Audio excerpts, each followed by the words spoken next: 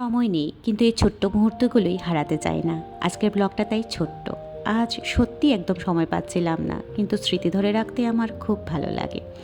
এই যে দিদিকে দেখছেন, ও আমার খুব প্রিয় একজন। আমার জন্য অনেক কিছু করেছে, আর আমিও অনেক ভালোবাসি ওকে। দিদি আমাদের বাড়িতে কাজ করলেও সে পুরো ফ্যামিলি মেম্বারের মতোই থাকে।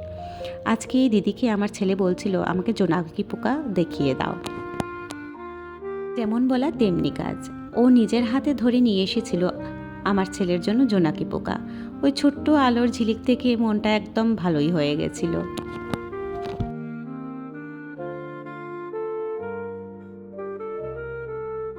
তারপর আমরা বেরিয়ে পড়লাম বাসন্তী পুজো দেখতে। চলুন ঘুরে আসি একটু বাসন্তী পুজোতে।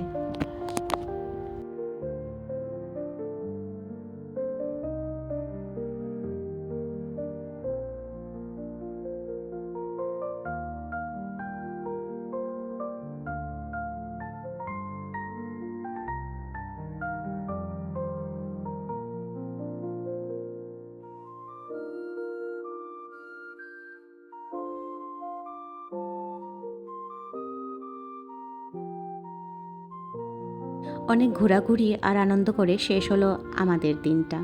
এই ছিল আজকের ছোট্ট ব্লগ। ভালো লাগলে লাইক করবেন, কমেন্ট করে জানাবেন কেমন লাগলো, আর সাবস্ক্রাইব করতে ভুলবেন না।